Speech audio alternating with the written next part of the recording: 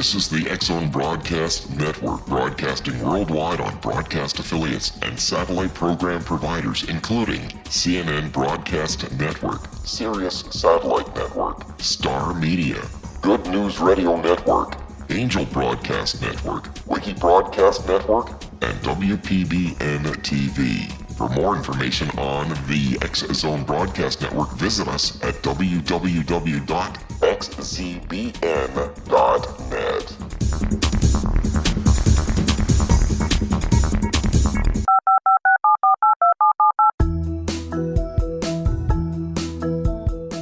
Did you know that when you're on the road with limited data or Wi-Fi, you can still listen to the X-Zone Radio Show with Rob McConnell, The Science of Magic with Gwilda Wiyaka, X-1, Dimension X, Space Patrol, and every minute of the X-Zone Broadcast Network by calling 213-401-0080, courtesy of Audio Now.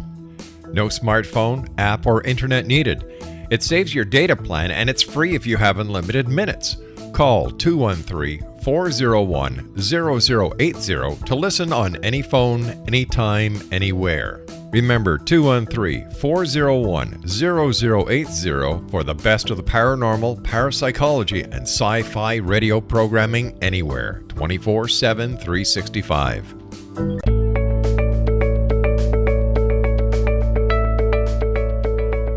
Hi, everybody. This is Johanna Carroll, your host of Dialogue with Divinity.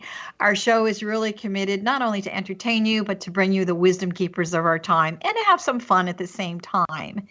So for 30 years, I've been doing spiritual counseling. I also am an author, and I'm so happy today to have a fellow author who really is writing about things that are close to my heart and soul, which is romance, time travel, and reincarnation. So let me tell you a little bit about our guest. Deanna Jewell lives in the Pacific Northwest, and she writes multi-genre romance novels since 1991. She enjoys writing time travel and historical romance, and she's not afraid to talk about reincarnation in her books. She also works in her family business for over 23 years with her husband.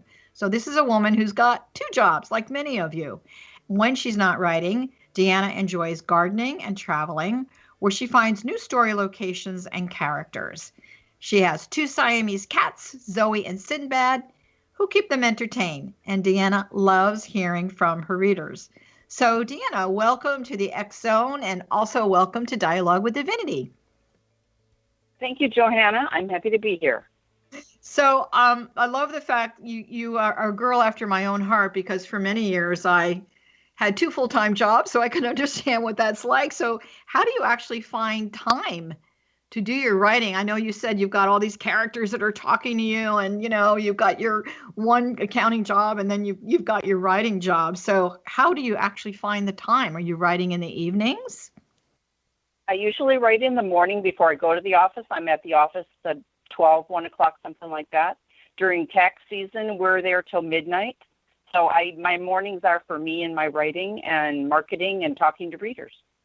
So let me ask you a question. I know you've got about 5 books out there, and obviously lots more to come. And it's actually called the Surrender series of romance novels. Is that right? Yes, it is. Okay.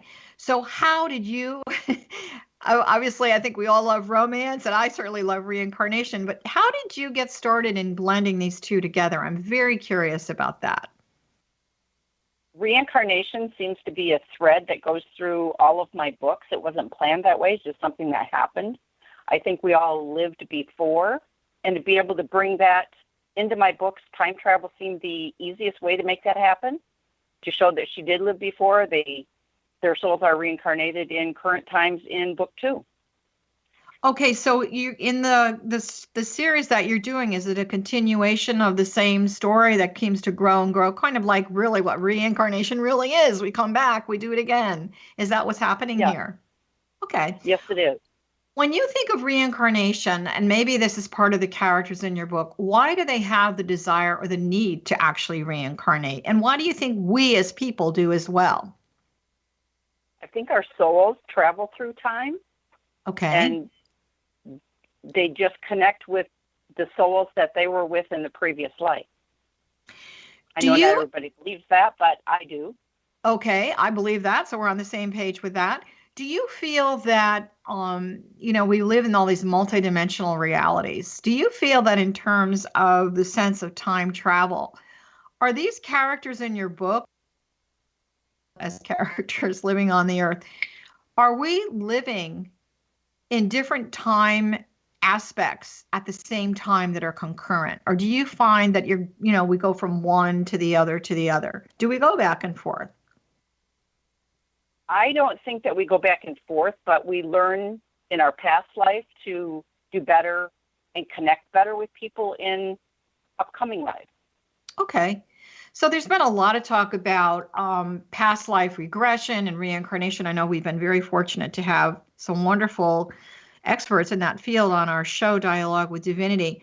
When you think about reincarnation and past lives, and then you're creating these characters, how are they talking to you about what they want to bring forth? I mean, is this a continuation of the same story, or are they improving completely in a different time zone? I'd like to think that they're improving in the time zone they're in. Okay. And then some of the characters that they were with in their past life don't always come back as humans. Some come back as animals and pets to still be around us. All right. I know that the animal kingdom is alive and very well, and it's certainly happening in lots of multidimensional realities, heaven, universe, whatever you wish to call it. So do you actually take a physical character and then they become the personality of an animal that there's relationship with in the next book of in your series? That's exactly what I did, yes. Okay, great. So we're going to go to a break in a few minutes, but I know that obviously this is romance novels. I mean, and everyone thinks that they're absolutely connected to one soulmate on this earth. What are your beliefs in that? Do you think that we have more than one soulmate, or does this soulmate follow us from one lifetime to the other? I'm curious about that too. I think we might have more than one soulmate, but there's a small group of them that you meet throughout each life that we do. Yeah. If that makes sense to people. Uh-huh. Well, I know in my own spiritual teachings, I believe we have anywhere from 5 to 7 soulmates that are on assignment to us. And we're going to hold that thought. We're going to take a quick break. This is Johanna Carroll. We're speaking with Deanna Jewell, who is all about romance, reincarnation, and time travel. So we're going to be right back. So don't go away.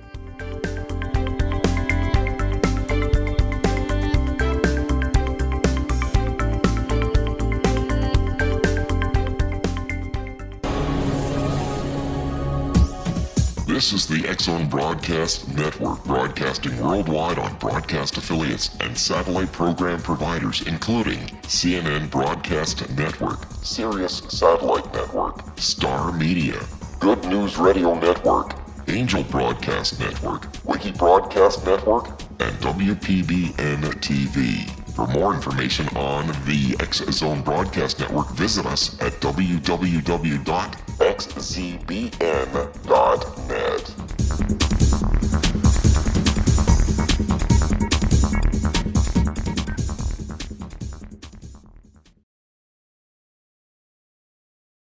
How would you like to be able to read other people's minds? Well, the next best thing is here. When you know how to read a person's name, you know how the person thinks, feels, and behaves.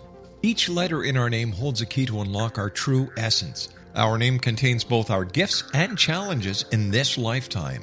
Mnemology science discovers personality secrets hidden in the placement of the letters of our names, including the first and last impression people remember about us. Sharon shows us how to interpret the arrangement of letters as outlined in her book, Know the Name, Know the Person. Sharon Lynn Wyeth created mnemology science after 18 years of research and testing her theories, and has supported thousands of people around the world in understanding themselves and others better. You'll enjoy Sharon's unique teachings as she shares her system to learn the gifts behind your given birth name. Even if you don't like your birth name, there are jewels in this book. If you're thinking of changing your name, ready to name your child, or wanting to get along better with others, this is the book for you. If you'd like to improve your relationships and change your life for the better, get the book today, Know the Name, Know the Person, or visit www.knowthename.com. That's www.knowthename.com.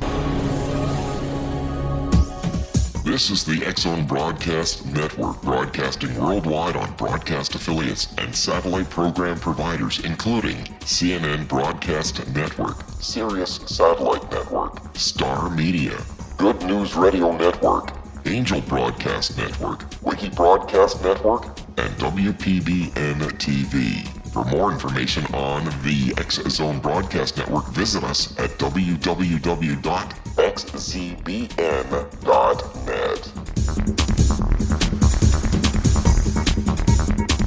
Afterlife expert Roberta Grimes was the first one to say that dying can be fun. Now her best-selling book, The Fun of Dying, is available in stores worldwide. So if you wonder whether death ends life, how it feels to die, or what heaven might be like, The Fun of Dying was written for you. And if you have always been afraid of death, or if you worry that your life has no meaning, let The Fun of Dying ease your fears and bring new meaning to your life. Nothing said in The Fun of Dying is based on the teachings of any religion. Instead, Roberta draws on evidence to explain how death happens, how it feels, and what comes next. A lot of the best death-related evidence was produced in the first half of the 20th century. When it is put together with recent discoveries, it tells a consistent and amazing story. Roberta Grimes blogs and answers questions at robertagrimes.com. Her wonderful book, The Fun of Dying.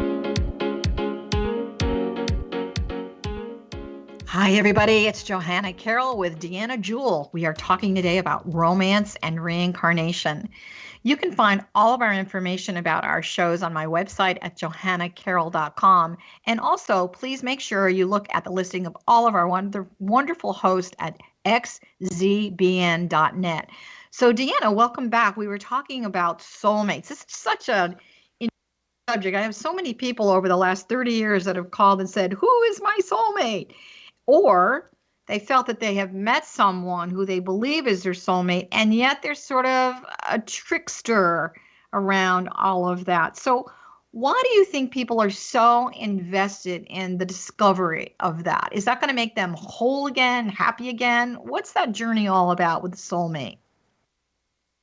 I'd like to think that it makes you happy again.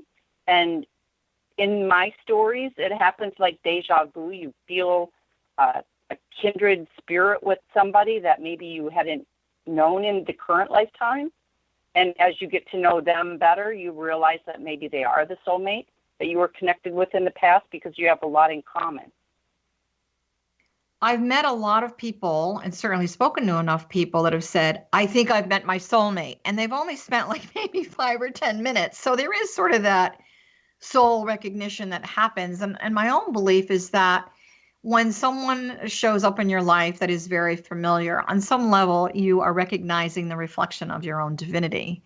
So the mate of your soul obviously starts with you. However, it's very common for people to say, oh my gosh, we love the same movies, the same food. And then after the honeymoon period of 3 months is over, it starts to change. So that instant recognition, deja vu, is it a desire?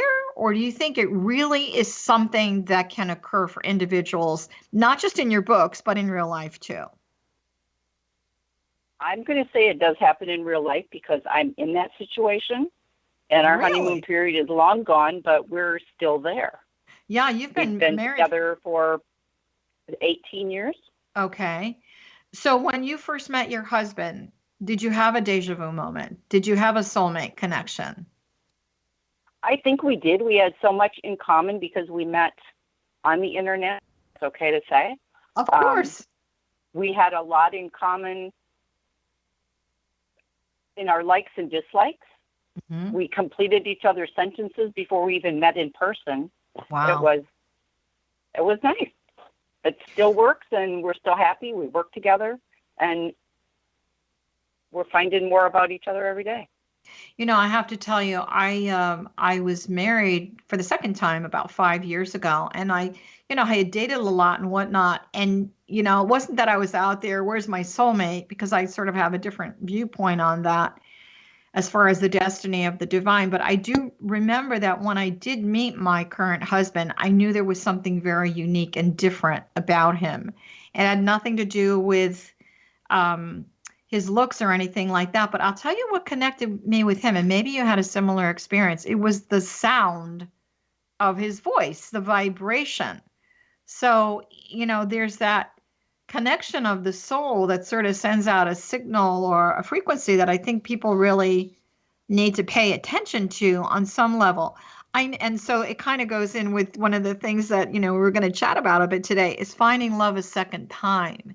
And I know in some of the spiritual teachings that I've studied from some of the great masters, and they really do talk about relationships, they say that, the second time around can be better because hopefully you've learned, your mistakes from the first one. So there's a lot more clarity. So this is a theme that's repeating in your books, and I'm assuming in real life on some level. Why do you think finding love a second time is not necessarily better, but has more longevity to it? What is the reason for that? I think we tend to find somebody that is on our level this time rather than the last time. We're not opposites like my first relationship was. He was one way, I was another, which my husband was in the same situation. And now we don't have that anymore. We're on the same page. We know what's going to happen before it even happens almost. It's just kind of strange. And finding love a second time happens with my characters because their first relationships ended badly and they don't think something can happen better for them, and it does.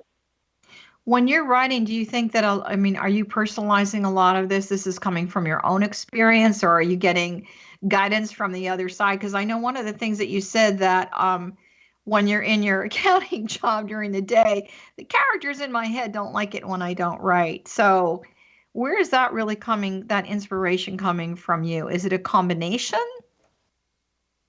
It is. The fact first that we can work together, it follows over into my character so that they can do things together, whether it's business or a lifetime or children, family relationships. They're just better connected. And when I'm at work, the people I talk to also create character motivation for me. I bet they do. Do they see themselves in your book sometimes? I try not to tell them that. It's a big trade secret, right? Yes. I think a lot of people feel, whether it's through divorce or death or for whatever the circumstances, if they lose their soul mate, that there's, kind of goes back to that second chance of being able to repeat it or having love again in your life. So if someone's listening and they've kind of given up, or they said, I've had a lot of women who are widows say to me, I'll never have another husband like the one I had. So what's the point in even, thinking about it? If you were to be speaking directly to them right now, what's the advice that you would give them? To keep an open heart, because it's going to happen when you least expect it and you're not even looking for it. That is did that happen to you? Yes, it did. Because I was not looking. I was not interested in getting into another relationship. Mm-hmm. Well, I also think that in the baby boomer generation, I don't know if you're part of that or not, but I certainly am. Yes. There are a lot of women, and I think it's really beautiful. We've been taught to be very independent. We've been taught to speak our own mind, to earn our own money, to have our own careers, et cetera, et cetera, et cetera. So the way I look at a soulmate is that if you're really open and receptive and you're not making it a job to go out and find a partner, when you surrender to the will of the divine, you actually get out of your own way and you're bringing someone in that's an interdependent relationship. It's very healthy, actually, because it's a supportive relationship. And for those of you that are listening, men and women, one of the biggest mistakes you can really make is if you start to compare your old love with a new person that might show up, that might really be a wonderful companion or give you a new opportunity. So do you believe, and do you do this when you're building your characters in your books, that there's different kinds of love? Yes, because both of us there are, in our past relationships, things that did work, but there were things that didn't work, and you have to know that the things that did work are still there, and you still have feelings for those other people. But the current relationship, he supports me having my own occupation, having my own ideas. Mm-hmm. He's not threatened by any of that.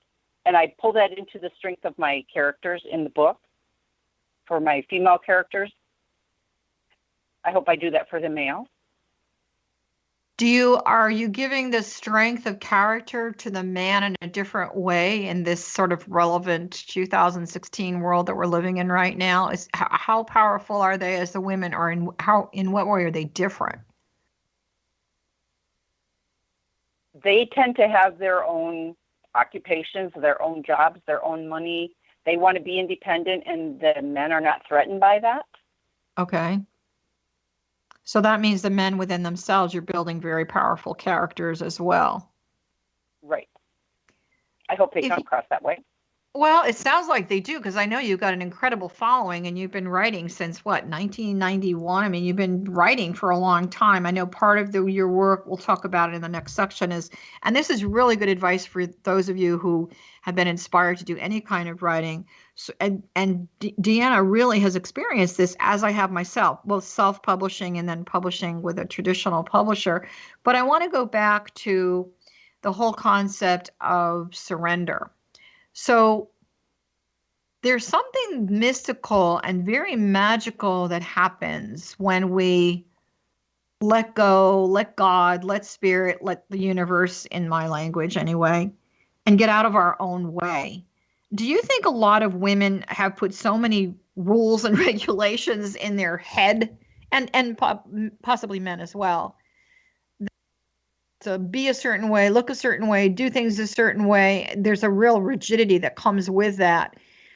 In your characters and what you've observed yourself in real life, what kind of flexibility is really needed to be open and receptive, and to really surrender to the will of the divine, so that that soulmate, that divine complement, really can show up? It comes with a mentality that you don't always have to be first or on top or in front of the line or ahead of everybody else. Step back and look at what is going on around you, and know that you can still be top and still be up there with everybody, but not have to be right out in front and in everybody's face. Surrender to let everybody else have a part of it too. Yeah, I think another thing is to surrender to the competition. I really feel that, the media on some level, even though it has tremendous value, it also, there's a little bit of brainwashing that goes on sometimes. If I don't use a particular kind of toothpaste or shampoo, there's something wrong with me. So I think a lot of women, though, and men, have evolved beyond that in their maturity process, particularly from their soul's perspective. And yet, I know sometimes a lot of women will say, well, look at this couple, and look, everybody's happy and in a relationship but me. But the reality is you're not in that relationship. So stop comparing yourself. Right. So in terms of, the whole concept of surrendering to the will of the divine, when you're doing your writing, and even in your own personal life, what did you need to let go of? What did you need to surrender to? And what did you need to stop personally comparing yourself to? Maybe making sure that I'm heard in everything, that my thoughts are always right, because they're not. Be open to what others think. In my personal relationship, we talk about everything. Not one of us makes the decision. We both talk about it and both make a partner decision. Yeah, so that to me is a mate of the soul, or a divine complement. You're really partnering in a very healthy way. Also, one of the things, let me ask you a question, because this comes up a lot in relationships. Do you ever talk about finances in any of your books? I'm really curious, because business and finances and how, the house is run and X, Y, and Z, that is a real thorn in a lot of people's side. And I know a lot of women and men, they're not particularly interested in sharing their wealth or their finances, particularly, with a second marriage and that kind of thing. How do you build that into your characters at all? We're going to answer that question, and then we're going to take a quick break. I do have finances in my writing. Good. The men still like to show that their woman doesn't need to work or doesn't have to have a job, but they give them that opportunity to do that if they still want to. Okay, we're going to hold stay that. home. Okay, we're going to hold that thought. We'll be right back.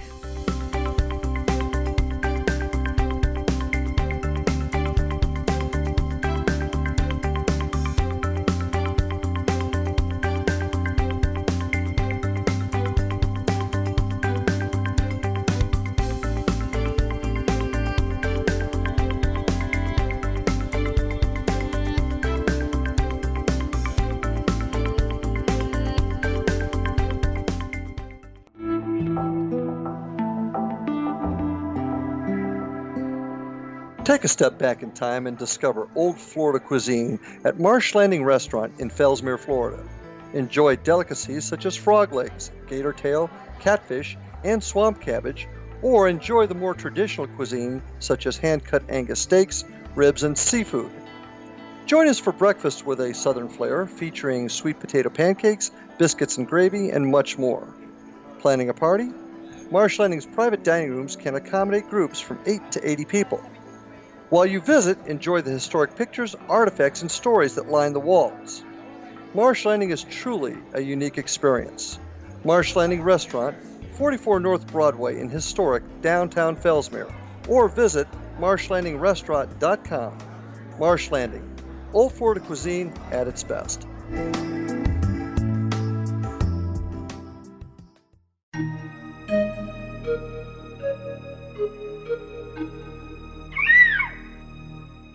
While science pursues fact, magic accesses the quantum level, bridging random facts to form truth. As long as science and magic remain separate and polarized, the truth cannot be known.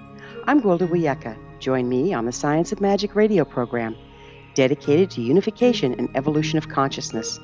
During each episode, I'll be speaking with experienced and respected scientists and mystics. From astrologers to astronomers, from medical doctors to shaman, the scientific method to dowsing and intuition, we'll weave together information from seemingly divergent practices to promote unity and enlightenment. Join me, Gwilda Wiyaka, and the Science of Magic right here on the Mutual Broadcast Network. For more information, visit www.thescienceofmagic.net.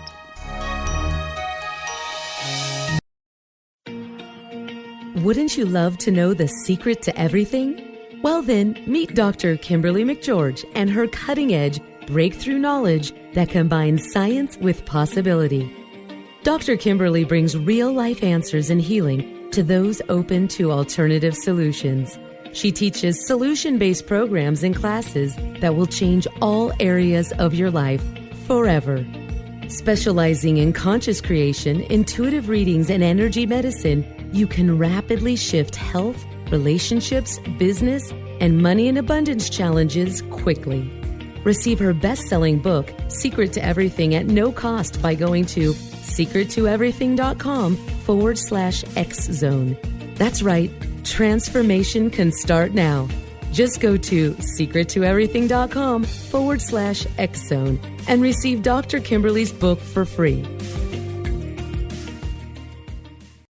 Afterlife expert Roberta Grimes was the first one to say that dying can be fun. Now her best-selling book, The Fun of Dying, is available in stores worldwide. So if you wonder whether death ends life, how it feels to die, or what heaven might be like, The Fun of Dying was written for you. And if you have always been afraid of death, or if you worry that your life has no meaning, let The Fun of Dying ease your fears and bring new meaning to your life. Nothing said in The Fun of Dying is based on the teachings of any religion. Instead, Roberta draws on evidence to explain how death happens, how it feels, and what comes next. A lot of the best death-related evidence was produced in the first half of the 20th century. When it is put together with recent discoveries, it tells a consistent and amazing story. Roberta Grimes blogs and answers questions at robertagrimes.com. Her wonderful book, The Fun of Dying. Welcome back, everyone. This is Johanna Carroll. We're having a great conversation about relationships, romance, reincarnation, time travel, and we're talking about money right now. So for those of you that are concerned about being in a relationship, either once again or the relationship that you're in right now, one of the subjects that all comes up a lot for me in my spiritual counseling that I do is the issue of finance. And Deanna, that was really interesting before we went to break, because the way you're developing your character is the woman is independent, she has her own money, etc., which is great. And the man obviously is powerful and independent as well. But the man, if I'm hearing you correctly, it's not important to him whether the wife, has her money, he's fine with her staying home. Isn't that sort of an old paradigm? I'm not saying it's a bad one. It's an old traditional paradigm that, in this day and age, is it really applicable? Are there a lot of women that would like to say, I really don't want to work anymore, I want to stay home? What are your thoughts on that?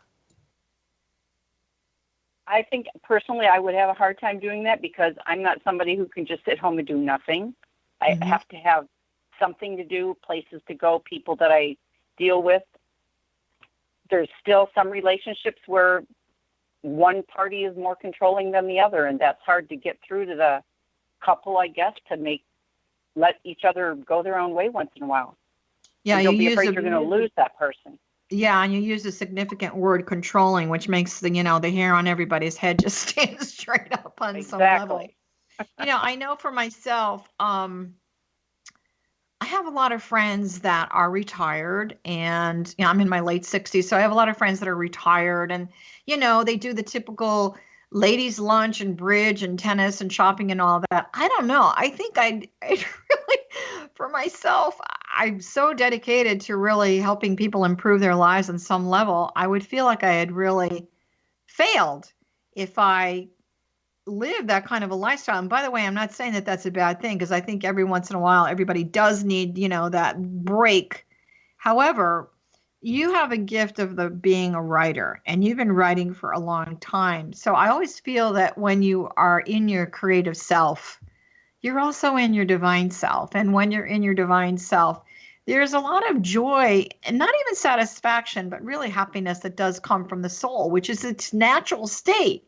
So I know that you've been writing for a long time, and you first started your writing, you self-published, right? Yeah. Okay, so for those of you that are listening, we're going to shift the relationship dynamic into the relationship of publishing a book. And everyone I know feels they've got a book inside of them somewhere. So this whole segment, we're going to talk about self-publishing, some of the positives, some of the we're going to look at pros and cons and everything. And then we're going to talk a little bit about going to a traditional publisher. Now, I have to tell you that I also self-published my first books. And I remember the first time that I held my first book, I thought, holy cow, I really am an author. So I was kind of proud of myself. So how did you feel when you held your first book in your hand? That's what it feels like. It's like they talk about having the baby and you bring it into being so that other people can share it. It's an amazing feeling to hold your own print book. Yeah, so it is. Those out there that are still writing, keep going. What you put into your words, know that it's going to reach several people out there that are reading it, not just one person. Mm-hmm. And so you did a lot of this yourself. I mean, you did the formatting, the uploading, you even did the cover design, which is amazing. You did everything. So for those people it's a control issue. Oh, why don't we just call it a management issue?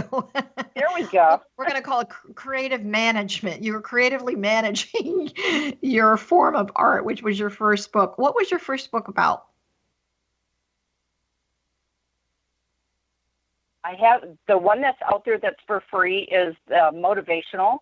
I believe in the law of attraction, and if you stay positive thinking, do positive things, know things are going to happen good for you. And that book is out there, Unleash Your Inner Strength. It's just a short book, but it will help those that are maybe having a bad day, pick it up and read it.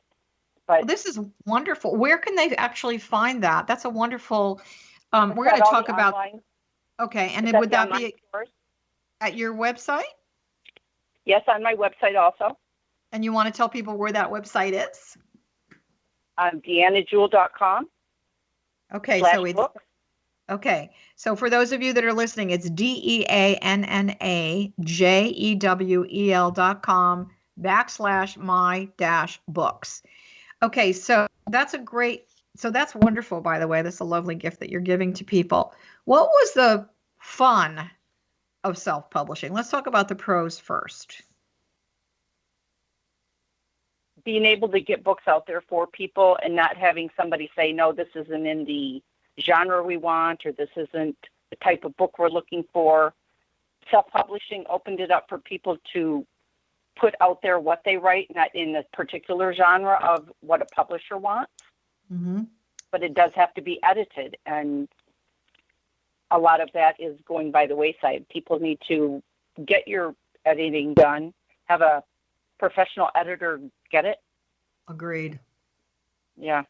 So how did you move from a motivational book into the whole romance, time travel, and reincarnation genre? How did that develop for you as a writer? I've always been a reader since my teens of romance. I enjoyed the historical authors that were out there, and characters even way back were in my head. So I just put them into books, onto pages, and brought them to life. You know, for those of you that are listening that feel that you have a book inside of you and you don't know what to do with it, I'm going to tell you the same thing that Deanna said. Just start writing. And so for me, I know in my last book, I really made it sort of a job on some level. I'm not saying that you need to do that, but unplug your phones, get rid of all the distractions. What I always do is I light a candle, I sort of ring a little bell, I ask for the presence of the divine to speak through me. Let it be thy words that are heard. And it gives a lot of more texture and richness that all of a sudden comes from nowhere. So it's pretty time consuming, don't you think, to self-publish? It is. Just to be able to sit down and make yourself write and get it on paper. I have a hard time not editing while I'm writing, so that takes my writing longer. I just need to write and edit later. Oh, that's interesting that you do that. I've never heard of that before. And so what do you think? So I have to say, I guess we agree that the pros of being self-published is nobody's, putting a noose around your neck. There are no management control issues.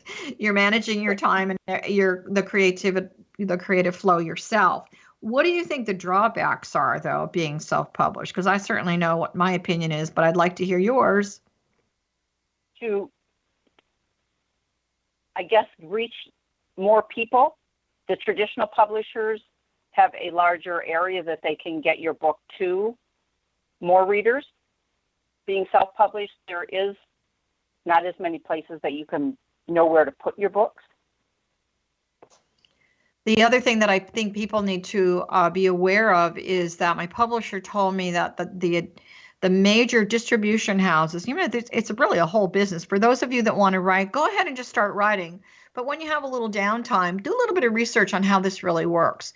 So if you really want more exposure and you want more people to read your books, first of all, I want to tell you one thing. Stop thinking from the get-go that this book is going to make you a mega millionaire. I'm not saying that you can't be successful, but again, we were talking about the law of attraction and intention.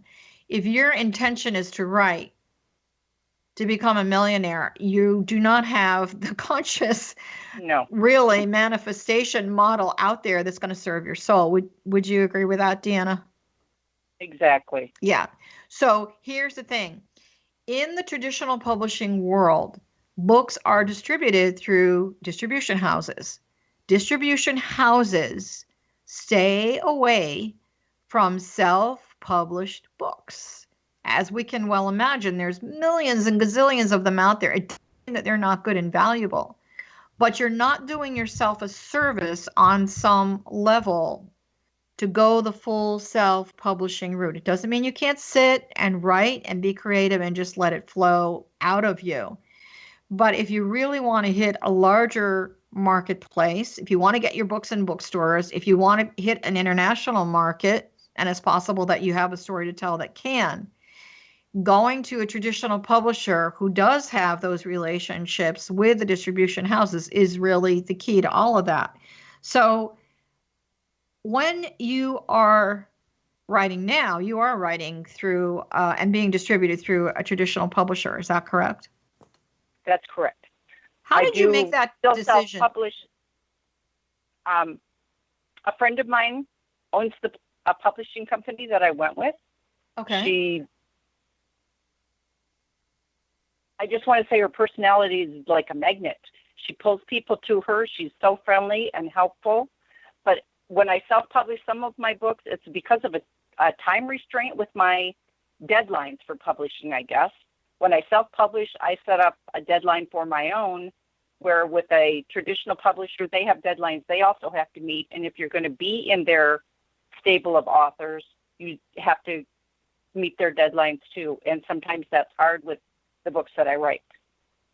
What's the challenge with that? As far as the schedule, you mean? Yes, my time frame with writing. If I get called to the office more often, it's going to interfere, and my job comes first. Yeah, well, you actually have two jobs, and so I'm sure there's part of you that's, I need to be here, I need to be there, and sometimes you can't be in two places at the same time. Did you ever use the book called The Writer's Way as far as a template and laying out the content of your book? And for those of you that are listening, this is something, it is a template. Particularly, it's a template if you want your book to become, a movie or anything like that. And I'm not trying to shoot you up into the clouds of being unrealistic. But did The Writer's Way as a tool affect your writing at all? Was it something that you used? I have to make myself do an outline because I usually just write by the seat of my pants. But writing by an outline does make it easier to write, because then you know where your middle and your ending are. And don't stop thinking that your book can't be a movie. That's very true. And the other thing is, the reason I'm asking you this question about The Writer's Way is it's very clear in The Writer's Way that there's a hero, there's a heroine, there's a crisis, there may be more than one crisis, there's a solution to the crisis. So, it actually, that outline flows very nicely. I would still do the writing first, and then I would probably, take a look at it, or if you're working with an editor, which, as Deanna was saying, is really important. That's going to clean it up so that you do have that flow. When you are doing your books, are you actually out there marketing and promoting, or is your publisher doing that for you, or what's that relationship like? And then we're going to take a quick break. Whether you're self-published or traditional, the author still has to do the majority of the advertising. I mean, she connects us with book signings and things and gets us out there, but the author still has to do a lot of the marketing. You have to get your readership in. I like to talk to my readers at the signings. It's fun. Yeah. But yes, the marketing is on our part. We're going to take a short break. We'll be right back.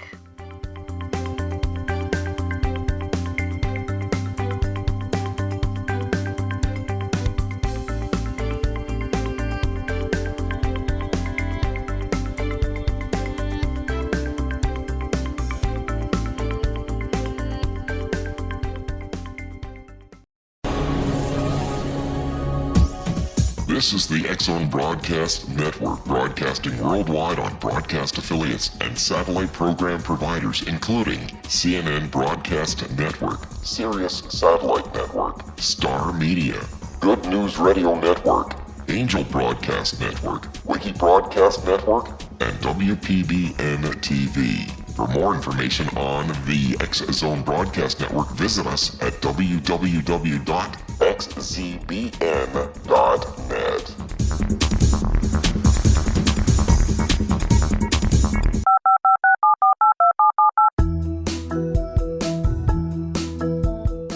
Did you know that when you're on the road with limited data or Wi-Fi, you can still listen to the X-Zone Radio Show with Rob McConnell, The Science of Magic with Gwilda Wiyaka, X-1, Dimension X, Space Patrol, and every minute of the X-Zone Broadcast Network by calling 213-401-0080, courtesy of Audio Now.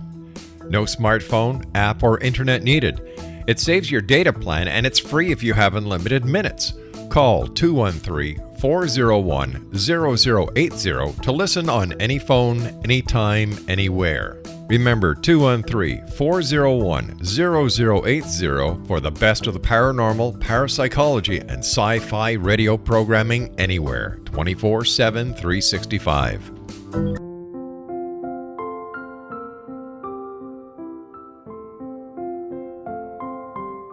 I am Dr. Carl O'Helvey, founder, president of a new cancer foundation focusing on evidence-based physical, mental, and spiritual interventions, including natural cancer cures, prayer, meditation, affirmations, nutrition, and other related holistic cancer prevention and cure modalities. These are used in cancer education, research, and financing care. I ask for your help to continue this important work by donating at www.holisticcancerfoundation.com.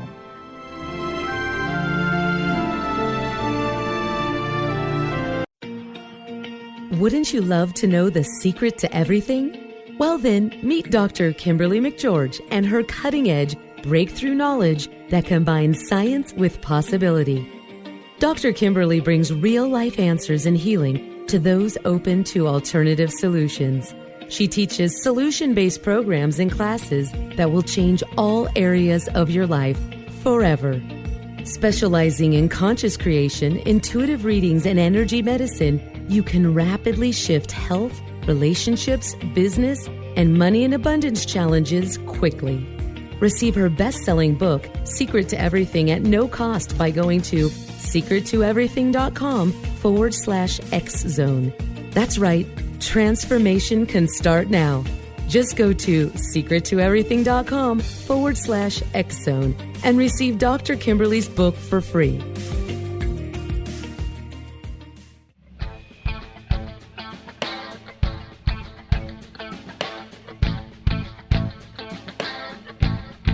What Happened in Benghazi is revealed by Nicholas Genix, author of Obama, Islam, and Benghazi. He informs the American people that President Obama deceived them by advocating a strong foreign policy prior to the 2012 presidential election, and Hillary Clinton supported this deception. As the title infers, there is a connection between Obama, Islam, and Benghazi. Ample evidence informs Americans that Obama's early indoctrination in the Quran developed an affinity for Islam, why the Quran is the source of discontent in many countries, and why the Obama foreign policy deception led to poor military action and caused the loss of American lives in Benghazi. Genix provides 36 questions for the Select Committee on Benghazi to validate if Americans are justified to mistrust President Obama and Hillary Clinton. An overview of Obama, Islam, and Benghazi is presented on the website www.futureofgodamen.com. That's www.futureofgodamen.com. Hi, this is Johanna, and we are back, and we are continuing the conversation, the dialogue with Divinity, with our wonderful author of romance stories, everyone's favorite subject, love, with Deanna Jewell. Deanna, before we went to break, we were talking about, setting the time aside. I think I've talked to so many people that they've been writing for like 100 years, but they've never really actually done anything with it. So for those of you that are listening, I just want you to know, writing for the sake of writing in any kind of a journal, first of all, it's very therapeutic on some level. So understand that the minute you put pen to paper or your hands on that computer, there is a form of a healing that's really happening. Deanna, when you started to write, was there any kind of significant thing going on in your life that really, did your writing get you through to another level? Was there a healing component for you? It did. I was having a lot of back issues, so I was down a lot and I couldn't get out. Writing was just the next step that went along with my reading. Do you feel that when you were doing your writing, I mean, I hate to sound ridiculous, but did your back, your back metaphysically represents the things in the past that kind of follow you around. Did things improve for you? When you were in the creative space, like I always say, when you're in the creative space, you're in the divine space. what changed for you either in your life or your body, your mind, or your spirit? Writing helps take my mind off of what's going on in my body sometimes because I just get into the characters. So it helps heal. Yes. And I wrote for 8 or 10 years before I even got it published. That's interesting. I have to tell you, my first book took me 5 years. My last book took me 4 months. I'm obviously making progress on some level, which is good.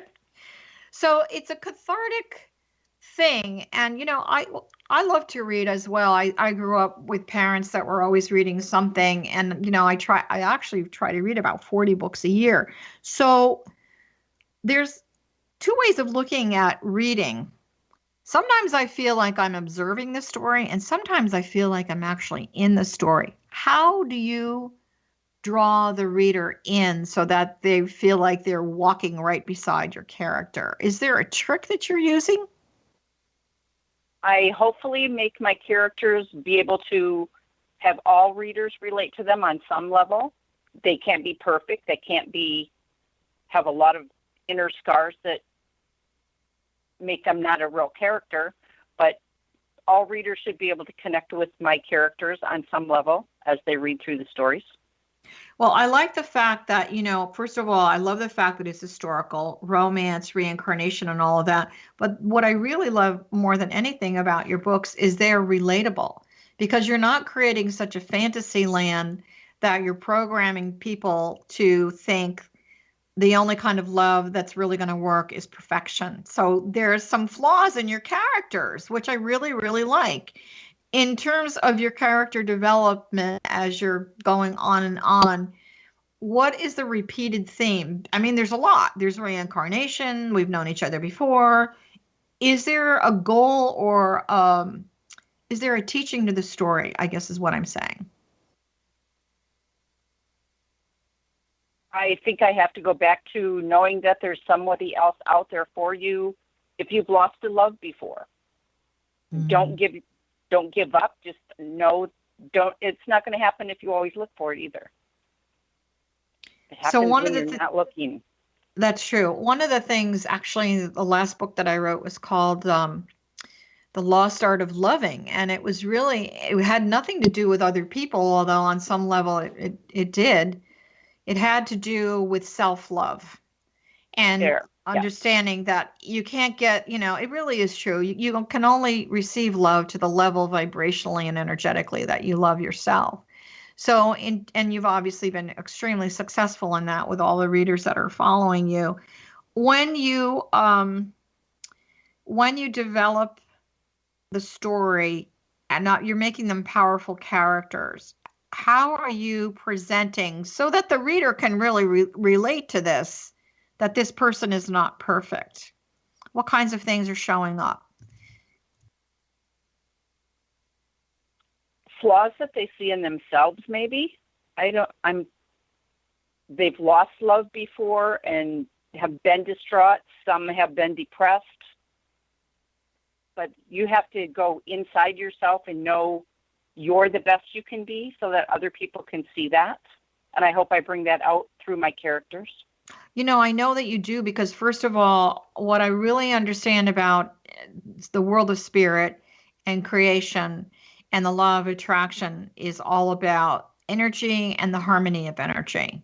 So there is an aspect that like attracts like in the universe. And I'm not necessarily talking about you or your husband or your characters, but it's the wisdom and the information. And so we live in a very ascended age right now where people really are seeking a better way. If we look out in the world, it's very divisive energy. It can be very discouraging, and there's a lot of fear. And so for you to be writing about love, which is our divine state of wholeness, and really encouraging people to, it's not about finding the other person, it's about believing and having faith in yourself. Do you feel that the reason you started writing was to help people have that awareness for themselves? You said not to give up hope and also to believe in themselves. Is that correct? Yes. There's a lot of people out there, maybe even in my own world, that I wish I could just shake them because things are not as bad as they're seeing. They need to know that they have to look a positive. It's all in your self-attitude and knowing that you can do things, you can accomplish whatever you want to. Yeah, I also think in the United States, in such a large country, we need to have a little bit of a higher perspective or a different vision or version, if you will, of instead of looking at how bad our life is, look at the positive blessings that you really have. Particularly, we're coming into a very sensitive season, the Christmas season. We have Hanukkah, we have Kwanzaa, we have the New Year around the corner. As people are walking into next year, which, by the way, in the Tibetan system is a 10-year, it represents new beginning. How can you as individuals, whether it's through Deanna's books or you writing your own books, for those of you that are listening, or doing your own journaling, really take a deep dive into your soul and affirm for yourself 10 positive things that you are bringing into next year. So, Deanna, what's coming out next for your books? I finished a Christmas story that we're going to promote for next season, or for next year in 2017. Just editing that made me cry several times, so I can't wait for it to get out there next year. What's the name of that book? I also have a sequel to that one. It is Jamie's Gift. Okay. And that will be out next Christmas. All right. And I'll have a sequel to that. I'm working on the sequel for Never Surrender so that the characters are in present time. Never Surrender was in the past. So I can't wait to get that finished. It's almost done. Great. And that's called Final Surrender, isn't it? Correct.